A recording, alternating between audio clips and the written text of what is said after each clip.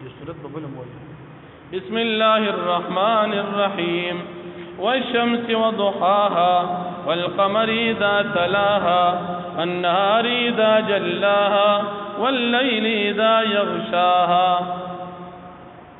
سورۃ الشمس مکی سورۃ دی نبی علیہ السلام د هجرت نه وړاندې نازل دي. دی سورۃ الشمس ذکر د سورۃ په شروع کې لفظ د شمس ذکر شوی دی.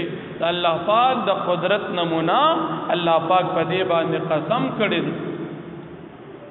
دا سورۃ په اعتبار د ترتیب قرآنی سره یو نوی دی او د نزول په لحاظ سره دا سورۃ شپږشتم نمبر نازل شوی دی.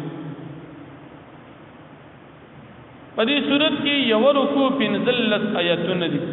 د دې سورۃ د مخ کې سورۃ تر ربط او مناسبت ده چې په مخ کې سورۃ کې د الله رب العالمین د طرفنا د دوو لارو ذکر شو چې ولاره د هدایت او بل لاره د گمراهی او په دې سورۃ کې هم د دوالو لارو ذکر کیږي.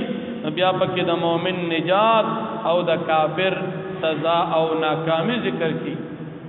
په دې سورۃ کې الله جل شانه د تو سيزونو په باره کې قسم کوي.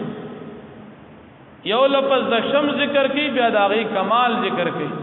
په نور باندې د نور په کامل کېدو باندې، بیا په سپوږمۍ د هغه په پوره کېدو باندې، بیا پرواز د هغه په پوره کېدو، بیا پښپو د هغه په پوره کېدو او د هغه نه بعد الله رب العالمین اسمان باندې قسم کوي او د خپل ذات مبارک ذکر کوي. والسماء وما بناها، قسم دی په اسمان باندې او په غزاد چې هغه د اسمان جوړ کړی دی. بیا ځمکه داغې نه بعد د انسان او داغې نه بعد ذکر کوي چې موږ د انسان مکلف کو، انسان ته موږ الهام وکړو، په زړه کې متواچل توفیق متور کو د نیکی او د ګناه، نیکی کې او کو ګناه کې.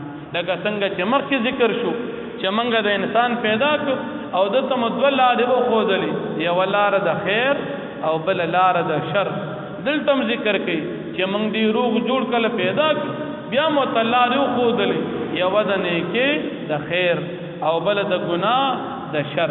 اوس چې کوم انسان دا نیکی حاصل کړه، دا انسان د نیکی په لار لاړو، دا کامیاب شو. قد افلح من زکاها. او کوم انسان چې په ناکامه یعنی د شر په لار باندې لاړ، هغه انسان ناکام شو.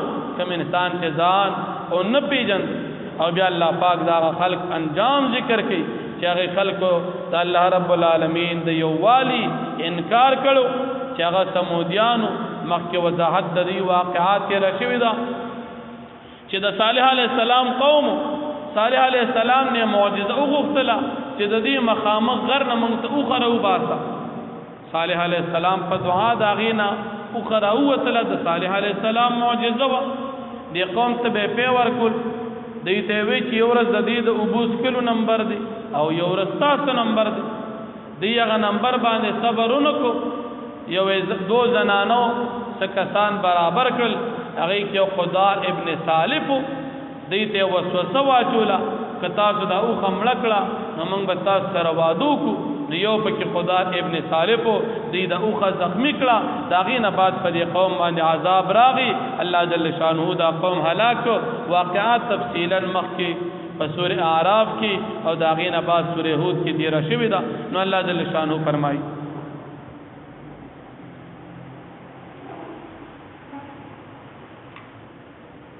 والشمس وضحاها، او قسم دی پنور باندې وضحاها او هر کله چې دا خور شي یعنی خرنا کی.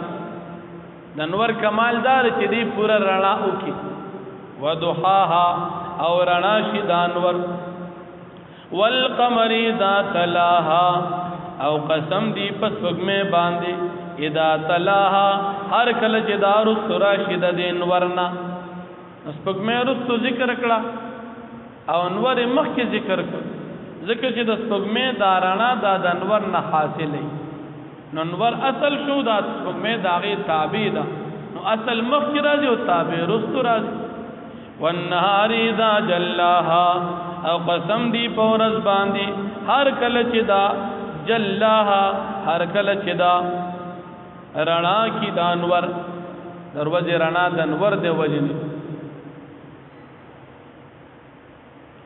والنهار قسم دی پورز باندې دا جل هر کل چې دا ښکار کې ورنا کې دانور واللیل دا یغشاها او قسم دی پشپ باندې اذا یغشاها هر کل چې دا پټ کې دین ور لرا شپه چې راشي نور پټ شي والسماء وما بناها او قسم دی په اسمان باندې او په غزاد باندې چې دا جوړ کړي دی اسمان لرا والارض وما طحاها او قسم دی پس مکه باندې او په غزاد چې دا یې خورا کړي دا دې جوړ کړي دا ونفس وما سواها او قسم دی په نفس باندې او په غزاد باندې چې دا یې برابر کړي دی فالهمها فجورها وتقواها پس الهام کدی نفسا فجورا د گناہ د دی وتقواها او د نیکی د دی ثانی کی پس کی دا او تکلیف او گناہ دې صدا هغه وته خوذل قد افلح من زکاها فتاقی سر کامیاب شاغ نفس چا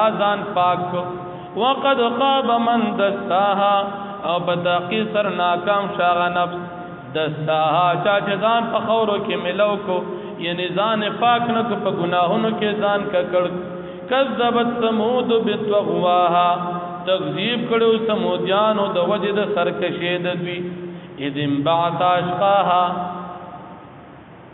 هر کله چې را پورته شو پدې کې بدبخت انسان د سمودیانو فقال لهم رسول الله ناقة الله وسقياها فسوی دیت رسول د الله پاک صالح علیہ السلام ناقة الله دو قد الله پاک دا وسقیا او د خپل نمبر د اوبو دی اوب الله ورکی نو یو ورځ بد دی نمبر یو ورځ بستاسي د الله د طرف نه دا وینا فکذبوا دی تکذیب کو د صالح علیہ السلام فعقروها فزیدا او زخمی کړه فدمدم علیہم ربهم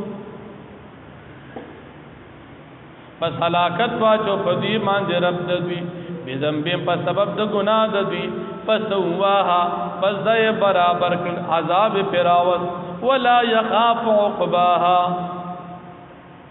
او الله پاک پروان کی انجام دوی یعنی کہ په دنیا کې سوچا سر زیاتی کی سبا یې رکھی چې څنګه صبراتو وي خو رب العالمین دا ذات چې دی له عذاب ورکو خود دې پروا یې اونکړي چې دی به ما تسو ځکه هغه رب دی او مخلوق داغي په مقابل کې اسم ندي واخر دعوانا الحمدلله رب العالمین